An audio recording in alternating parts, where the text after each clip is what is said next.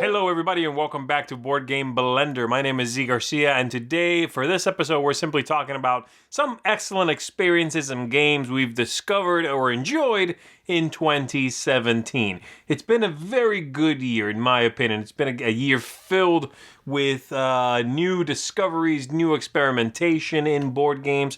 A year that has given us things we know from before, but refined, which I find to be excellent, but also original things, right? The escape room vibe is still going strong. There are a lot of games that have brought back concepts that I enjoy from many years ago. One thing specifically this year that has come back, and I wanted to talk about it a little bit here, was a resurgence, it seems, with trick-taking games, which I find to be an interesting niche of games and gamers who enjoy trick-taking games. I love that there are suddenly so many of them that there seems to be a newly found or sort of revitalized enjoyment for them. And everybody seems to want to get back into this kind of game. There's a specific rhythm to a trick-taking game that isn't found in most other tabletop experiences. I like it. It's something that you have to be in the mood for, but there is nothing quite like it. And there's been a lot of good ones. Some of my favorites this year were some that did things I wasn't expecting. Like, for example, there were two games that come to mind. There were trick-taking games for only two players. One was Claim. I talked about that a little earlier in one of my top 10 videos of the year. And the other one, The Fox in the Forest. Both of them just for two players. They don't work with more players than two. And both of them really are able to make that system that would normally not work just for two come to life. They're both fantastic. I really enjoyed them. Another one I want to talk about is not quite a trick-taking game. It's a ladder climbing game, sort of a cousin to trick-taking, and that's Ladder 29. Ladder 29 has some gorgeous artwork. It has a firefighting theme in it, and it's one that I could see getting into with families and folks that are not looking for an experience that's heavy and clunky, but breezy, easy to learn, while still giving you that sort of cadence that you're going to get from those card games. So Ladder 29 is another one I really enjoyed. That's from Green Couch Games. Definitely check all those games out. Claim, Ladder 29, and The Fox in the Forest.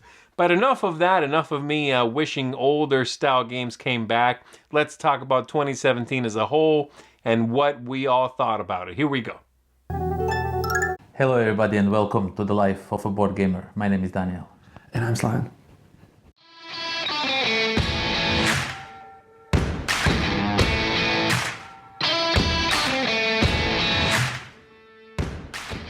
So today we are not going to show you any game because we are going to talk about our best experience of 2017 in board gaming. And Slaven, you go first.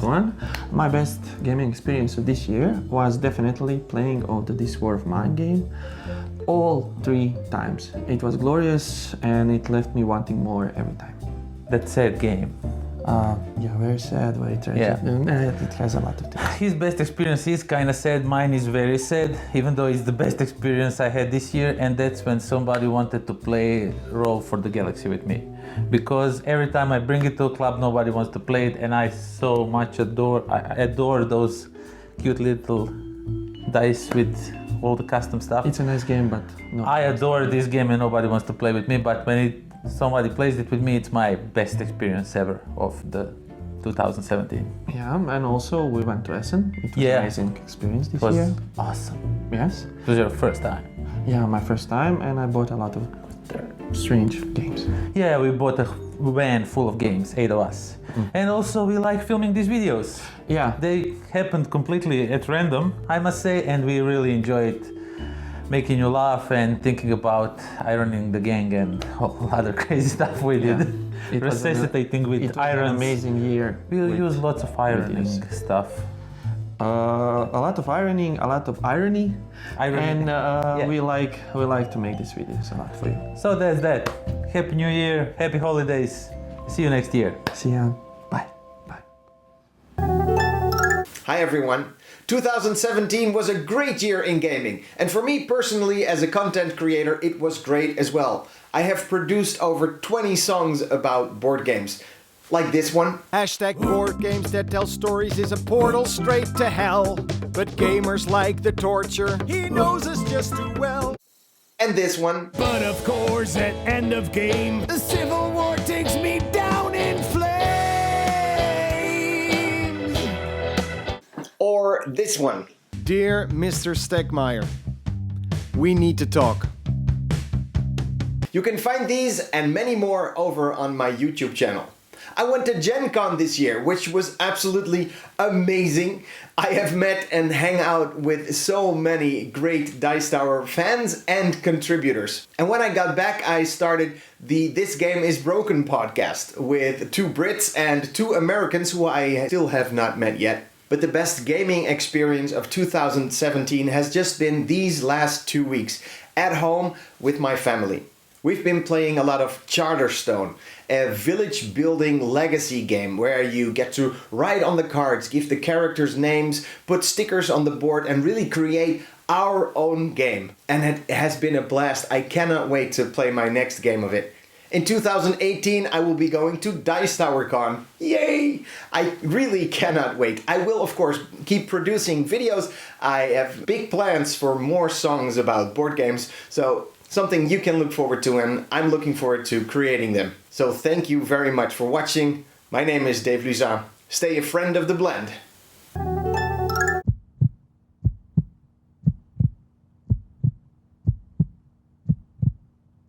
Hi everyone, Anna here, and we're at the end of the year and we are in a new year 2018. So it is time to look back on 2017 and see what it brought us this year. Of course, I could talk about all my favorite games, but that would be a little bit boring. So I am just going to talk about all the fun stuff that I saw, the cute stuff, and all the things that interested me this year. So let's go! The game that I regret the most for not playing that often this year is going to go to Innes. Just spent way too much time on my board game shelf, but I love it so much for its artwork and for the interesting ways you can win this game. But there were always other interesting games to play and I just couldn't get it to the table. So Innes wins the prize for staying on my board game shelf the longest. The most stressful game I played this year has to go to Meeple Circus. Oh, it does so many things to my heart when it all falls down. Oh, and everyone is staring at me and I'm trying to build and I'm trying to build and I'm just so anxious. And and I have to do this crazy little thing at the end and then it falls down again and I only have 30 seconds left and it falls down again. Oh, it's so horrible. The most relaxing game of all this year has to be Dragon Castle. I just love getting my Mahjong pieces and building, except when someone takes the stuff that I want.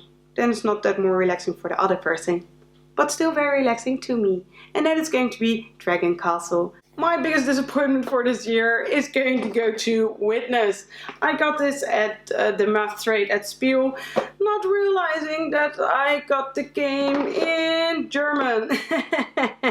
So I know now I cannot play this game. It's totally useless. It's lying there being German and I cannot play it. Oh, why, Witness, why? The prize for the worst game I played this year is going to go to Mountains of Madness that I played at Spiel. I really wanted to rip my hair out, my eyes out, my throats out. I just really did not like it. It was so horrible. And I was like, oh, make me leave, I don't want to be here, I want to play a co-op and I want everyone to work together and don't want to do silly things to lose the game.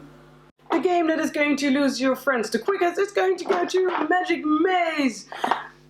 The pain you feel and the agony when your friend turns out to be the dumbest person you've ever met and they really cannot understand that they have to move the pawn. It's just heart-wrenching and no one should experience that. And that is something that Magic Maze brought to the table pretty good. And that is going to be the prize for the game that is going to drive every friend group apart. And that prize is going to be for Magic Maze. The prize for the cutest figurine was pretty easy to pick, and that prize is going to go to Rescue Polar Bear with this family of cute polar bears. And you have like these baby polar bear, you have like the papa polar bear, and you also have the mother polar bear. And they're just so cute. I love them. The game with the most boring team of them all is going to go to Majesty. You're such a great game, Majesty. Why did you have such a boring theme? You could have been so many cooler things. There could have been lasers in you, or dinosaurs, or anything else than a medieval city for the 125th time in a game. Why, Majesty, why? I hope you like my list of random stuff that I liked this past year in 2017. Until next time, bye!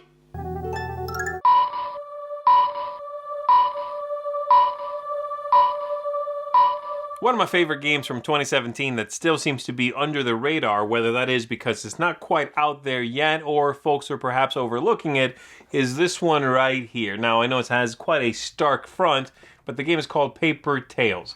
And in it, you are going to be drafting different fantasy characters in sort of a medieval fantasy setting and using those characters to help you build up your little town, to combat the other players, and to put together these sort of card combos in order to generate a lot of victory points. You have to manage your money in it. You have to manage the character's lifespan, which is interesting.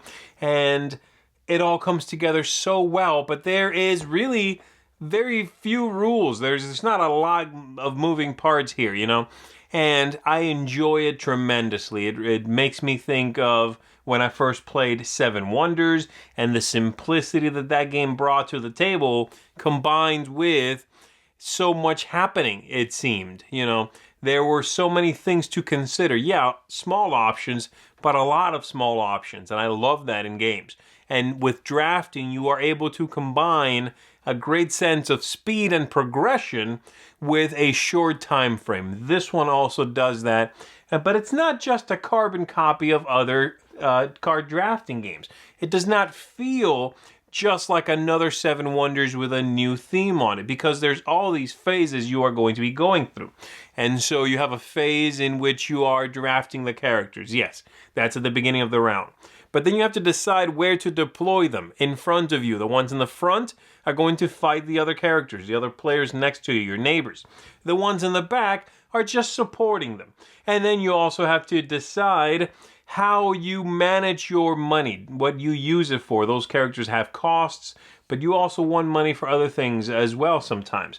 Then on top of that, you are managing what the characters give you, and you can use the resources you're being given to build up the town.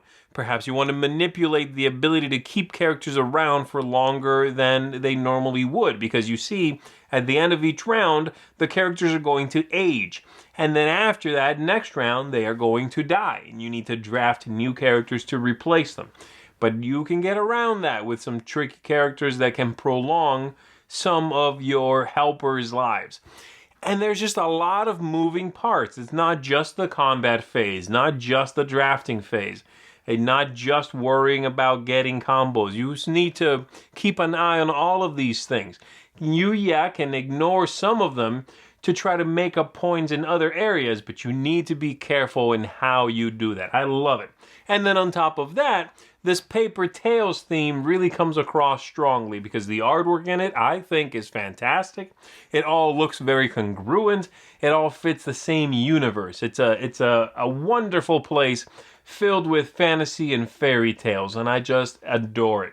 This is one that I hope more people check out. It's one that I'm hoping gets a nice wide distribution. And I think if you give it a shot, you're going to discover a quick but fascinating and not so light card game. It is deceptively deep, and the combos here are tasty and fantastic. So there you go. That is Paper Tales. Definitely check this out. Do not leave it under the radar. And having said that, let's do this one more time this year. Boop, boop, boop, boop, boop, boop.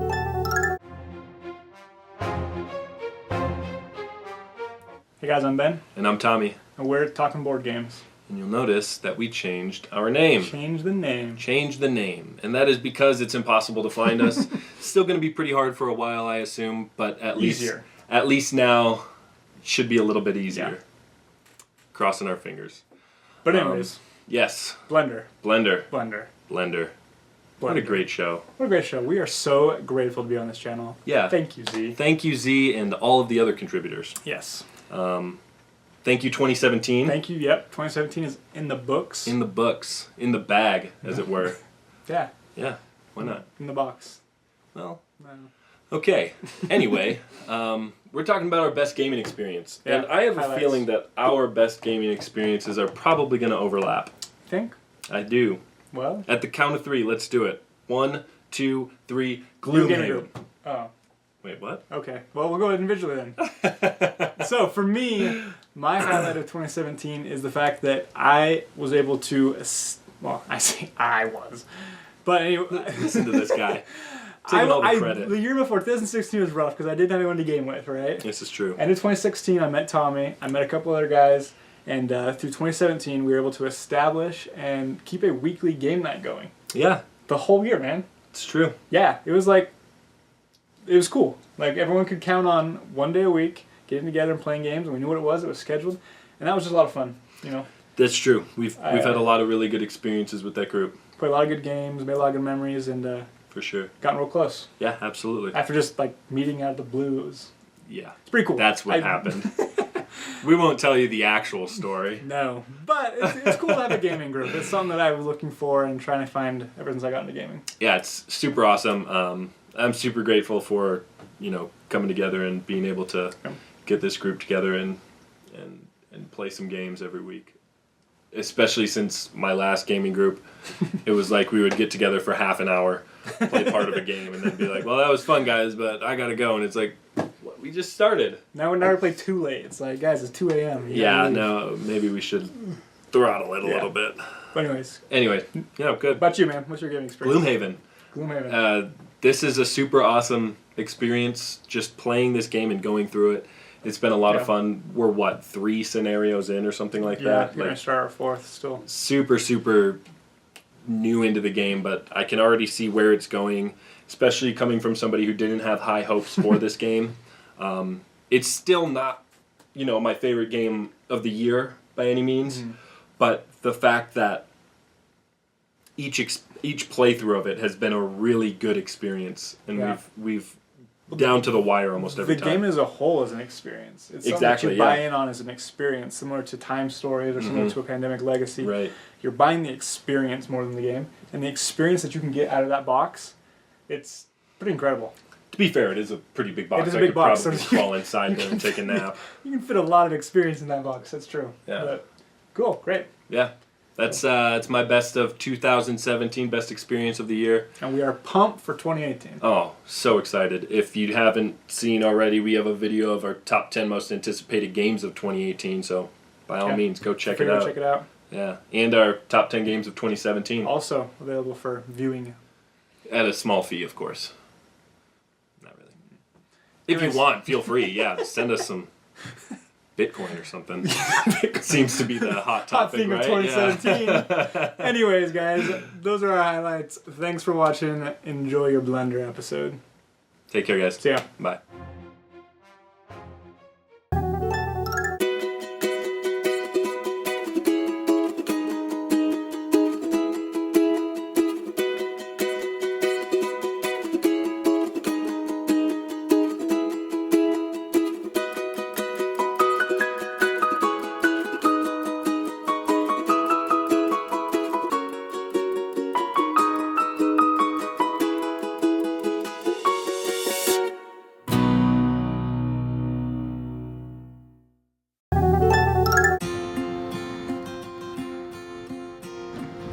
Welcome to Bickering Over Board Games with me, Brett, and my wife, Kaylee. and our cat. Gitsy. The other thing in your teeth. So this week's Blender is about the best gaming experiences of 2017. And what we wanted to talk about for this contribution is the age-old question. Is it the game or is it the group? One of my favorite gaming experiences or memories up from this year is playing King Domino with my friend who's Swedish and her daughter who's also Swedish that doesn't speak any English at all. So Sarah was having to translate everything about King Domino, from us to Charlie, from Charlie to us. And how old is Charlie? She's 7. Right. And it was a blast. Mhm. And I think that this is why I'm more on the it makes the group, because we also played Memory with Charlie. And Uno. Yeah, and neither of those are super great games, but playing Memory with her and her explaining to us in Swedish the rules and acting like we could understand will forever be one of my favorite memories But I of would playing argue, a game. But I would argue that it's the game, because King Domino, which won the Spiel des Jahres for good reason, is a great game that is, in my opinion, better than Uno and Memory. I mean, Memory is fine. Yeah. It's an activity. But the beauty of that design is that it is accessible to people of all ages, and yet there's depth of game there. I'm definitely falling the camp of it's the game, right? In fact, I'm that guy that argues with people when they explain that they have great memories of Monopoly, and I say, well, that doesn't mean Monopoly is a good game. Whereas I've had games, and in fact, I would say, I'm ready to call it right now, my favorite game of 2017 is Wasteland Express Delivery I Service. knew it. Love that game. And every time I play it, I like it more. Even though there have been a couple of times where actually the experience wasn't that great, either due to a player at the Oh, table. yeah. Don't get me wrong, I'm not saying the game isn't fun. What I am saying is that all games are group dependent. Well, I think that that's also knowing your audience for games.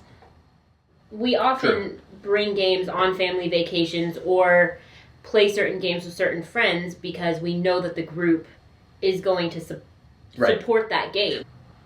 All right, what else do we want to talk about? I want to talk about the game that's in front of us that we just got in the mail last night, and I can't wait to play because this Again. is definitely one of my favorite board game experiences of this year. It's a great game. I will pretty much only ever play it with Brett, so the group... Well, it's a two-player game. Yeah, the group is super tight. Okay. We were lucky enough to get to play test this when we were in Copenhagen Over on the our summer, honeymoon. During our honeymoon, which we have a 3-part preview on our channel you can check out. And I think that we should actually do a full-fledged review of this I soon. love this game. They worked so hard on it, and it's amazing. And I can't wait to play it again. And it's a great example of both of the things that we're talking about. This game is highly group dependent. Do not play this game. Don't pick up this game unless you think you're of the right mindset. But if you are, I think the game is designed to really maximize that. So it's not just are two people interesting. It's also the game here supports the experience.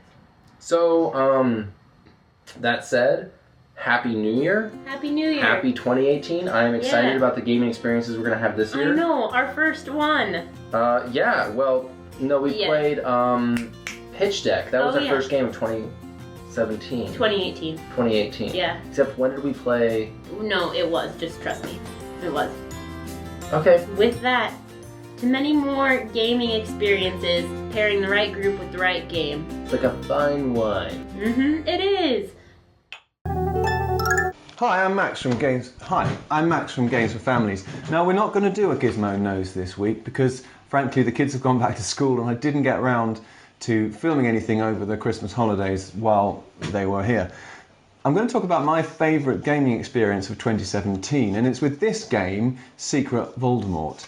We were at a wedding, an outdoor wedding, and everyone was camping. There was lots of music till 1 in the morning, lots of booze, and as a non-drinker, I was maybe the first adult out of bed the next day. It was all kids, and they were all milling around, looking a little bit lost. So I got a few of them together and I taught them this game. Now, just to explain, this is a print and play game, which I strongly approve of because it's such an accessible and inclusive way of doing gaming. And it's a re-skin, a re-theming of Secret Hitler. So obviously much more acceptable to children or actually quite a lot of people to play it like this. Great mechanic. Essentially, you nominate a Minister for Magic and a Headmaster, and then that is voted on. So if you think someone's a Death Eater, don't vote for them to be Minister of Magic. Pro tip. And then they get some proclamation cards. The Minister takes 3, gets rid of 1, passes it to the Headmaster, who plays one of them. Now, playing a Death Eater card, you will say, well, the reason I played Death Eater cards, I only got past 2 Death Eater cards. But of course, the Minister will then say, well, no, actually, I passed you an Order of the Phoenix card and a Death Eater card, and you just chose to because you're a Death Eater. So there's lots of back and forth, lots of quite a complex dynamic on a very simple game. and lots of suspicion and accusation, which the kids love. It looks great, and they really got into the theme, although the theming is really simple. With such a strong IP, you don't need much to kind of really give it atmosphere. And of course we were playing outside on a trestle table in the middle of a beautiful campsite, so that kind of helped as well. So there I was trying to teach this game, which is not that simple, to kids who'd never played any kind of hobby games before. And it was great because some of them knew me, so they gave me a little bit of time, and they sort of gave me a little bit of attention. So those ones got it, started to get into it, and soon that they were getting really animated and really clicked. And there's that moment when it clicked and they worked out what the game was and where the game was and what they had to do, and really got to start to enjoy it. And that is such an amazing moment. Then more of them joined in. We played 5 or 6 games of this, and then finally some of the adults shambled out of their tents and came and had a look, had a go, but they were completely hopeless as being hungover. They were totally incapable of grasping the game. So victory for kids, victory for games, and that's exactly the sort of thing that we want to be doing in 2018, bringing games to a wider audience and bringing people into this amazing hobby. So that's my best gaming experience of 2017, with a game that I paid nothing for, out in the open, with some kids, many of whom I've never seen again. Hoping for more of the same in 2018, but whatever 2018 brings for you, have a good one, and we'll see you next time with a proper dog-themed Gizmo Knows. Thank you very much. Yeah.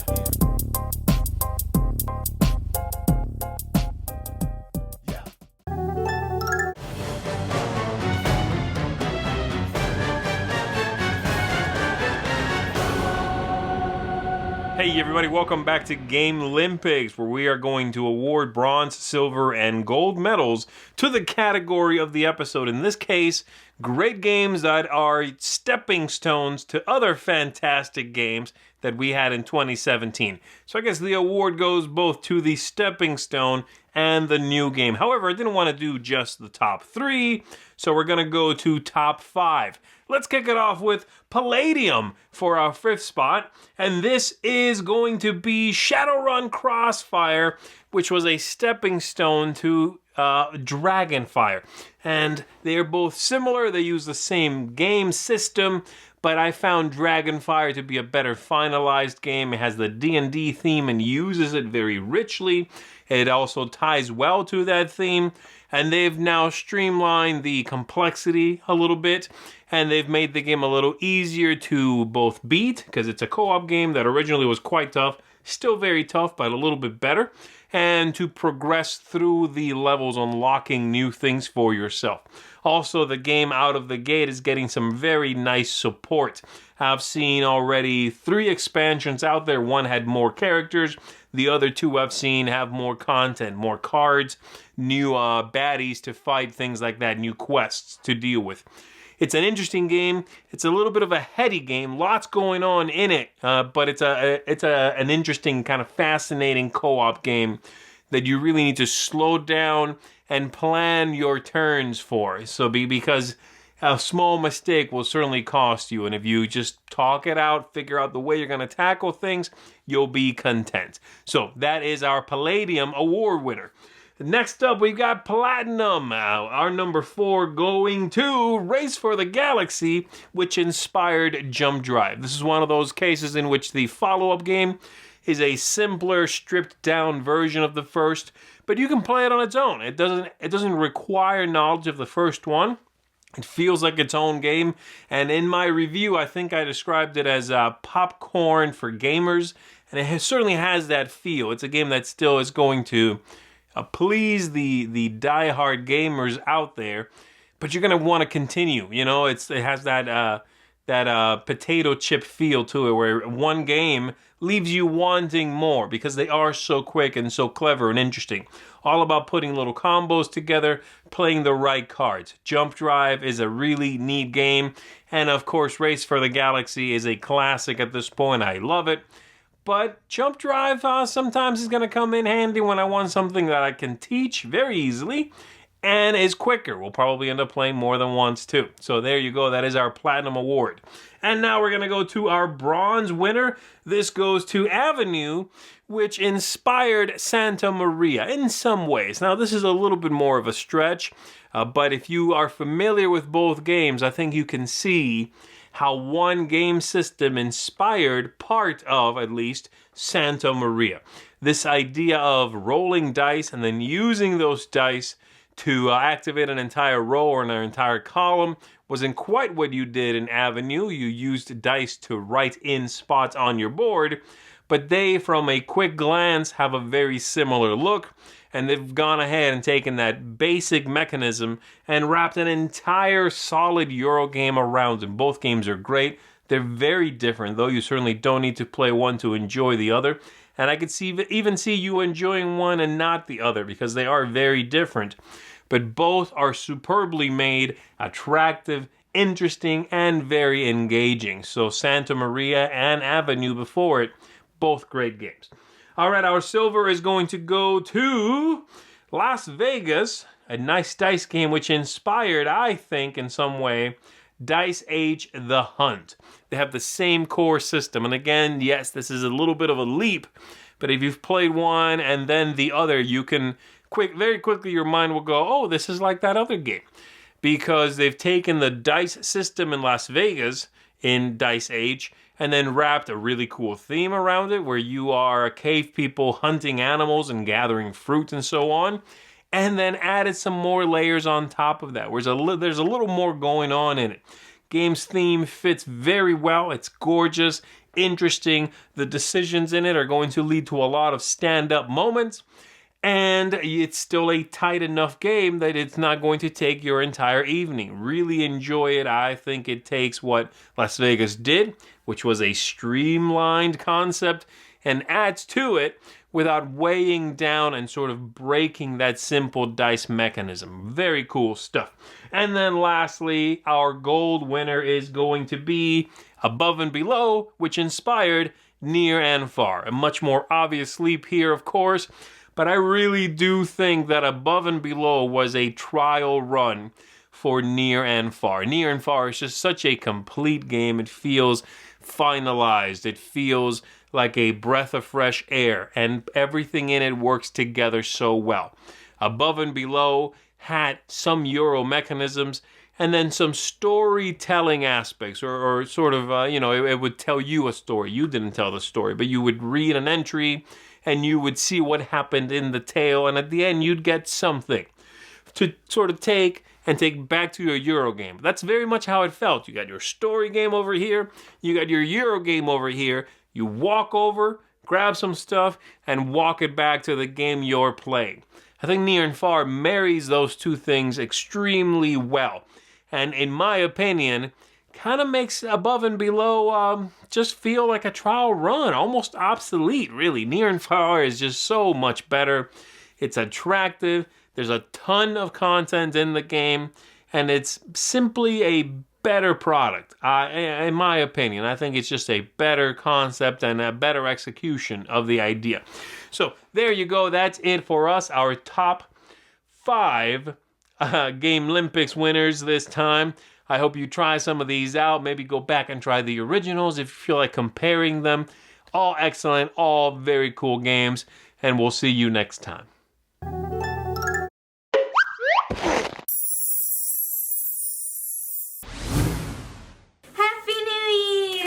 I'm Shelby. And I'm Stephanie. Today we are talking about our favorite gaming experiences of 2017. We have had so many wonderful gaming and baking experiences together, but our absolute favorite was when we made our Go Nuts for Donuts cake. We backed this game on Kickstarter, and when it finally came, we fell in love with the artwork on front of the box.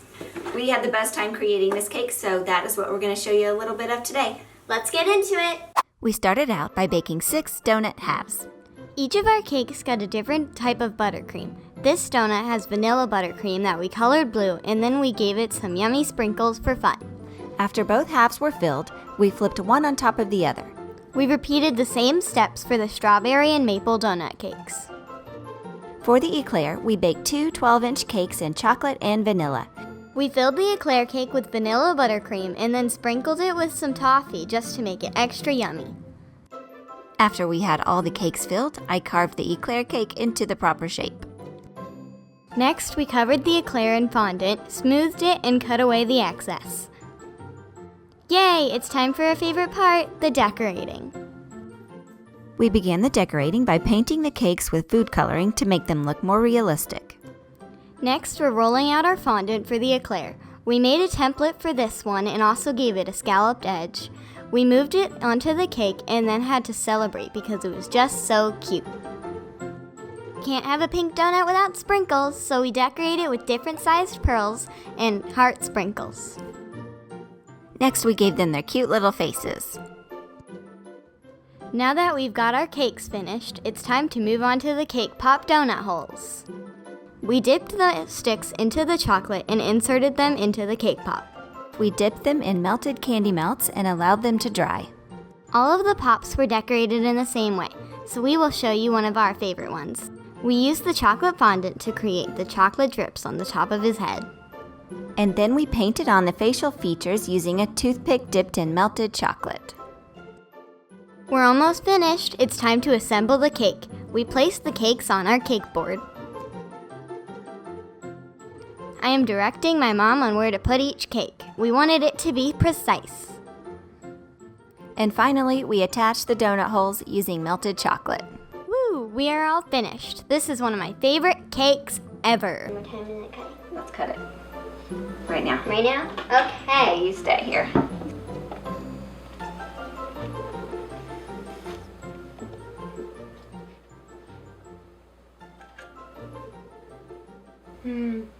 We hope you like watching our favorite experience of 2017. If you'd like to see the complete making of this cake, you can find that over on our own YouTube channel. See you on the next Board Game Blender. Bye!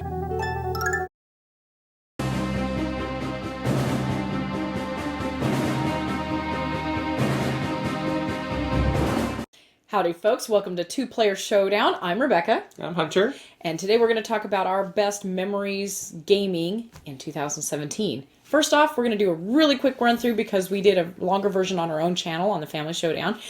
But we went to a lot of conventions this year. We went to FallsCon, BGG Spring, Criticon, Dice Tower Con, and West Texas Tabletop Con. So we went to a lot of different conventions. Yep, and we also have our little local kind of monthly meetup that we went to several times during the year. But our favorite thing that we did with just us and not the whole world was our Arcadia Quest campaign. We played the campaign and we enjoyed it. It had probably the best finish that we've ever had in gaming. Indeed. So, to our experiences of 2017. We picked 3 favorites each and then kind of a grand finale. So, one of my favorites of the year was the Mega Game. I loved the Mega Game at Dice Tower Con. It was awesome experience. I've never played a Mega Game before. That was a blast. Hunter was insane during that. He was so intense. Does he get that intense in every game? Oh yes, he loves it. He loves role-playing. My first great experience was our yearly tournament. Every year we host a tournament at our house with some friends, and a lot of shenanigans, good times were had by all. I won't say who won. My next memory was our Valentine's Day tradition. We've continued the tradition of going to our friendly local game store and buying a game each, and then spending the rest of the day together as a family playing those games. Well, kind of happy to do it. All right, girls, was the trip successful? Yes! And another Dice Tower Con experience for me is the Magical Athlete game with a lot of the contributors and a few other random assorted people. Shenanigans were had by all. Indeed. My next awesome memory is my birthday. Hunter surprised me by getting a group of friends together, and we played Twilight Imperium 3 for my first time ever. Amazing. That was pretty awesome. One of my most cherished memories of the year was again at Dice Tower Con. That tells you how amazing Dice Tower Con is. Z took the time to play some games with us, and especially with the girls. The girls were there on Sunday. They came in and played a couple of games with Z, and that was a really awesome experience. Yes, they are super fans. Yes, so they are super they were fans. Over the charts, like crazy awesome about that. And last but definitely not least, we leave you with some cherished memories of one of our favorite experiences, the Dice Tower Marathon. All right, here are we some go. of One our more favorite just for cuts. the road. Just so that. Just flop the rainbow. Flop them. Flop them out. Here we go. Flop them. Flop it real good. Fail. Yes! Yes! Oh, it's Yes! true. Hey, let me- Yes! Yes! Wow. All right, so here's me. Ready? Come on. No! I'll give you some life potion if you make it. Is that you trying to incentivize me? Yeah, I'm enjoying it. I got the hook up if you can make it. I'm rooting for you. See, they said if you clear the center cards, you win. Is that right? Oh, we did that. I thought you had to like. Everyone's saying you won. They won. Oh, we did. Oh, we won. Oh, let's check. Top 2 cards. All right, we got the 2 chances now. Just a little black knight here. Andy. See? Black knight! We lose. The knights are victorious. Bear? Come on, man. I said it. I said it. They got it. They got Oh, it. someone said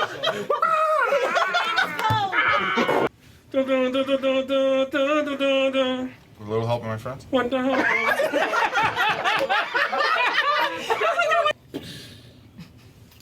The Art of War.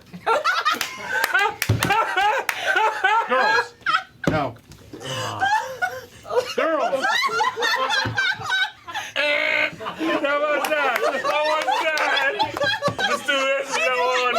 So you say. Baby, go back.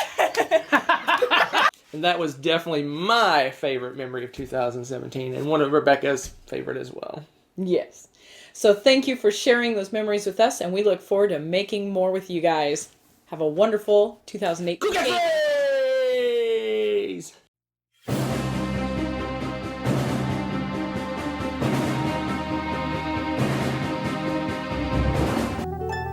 And that's going to do it for us, everybody, on this episode of Board Game Blender. I want to wish you all a fantastic new year.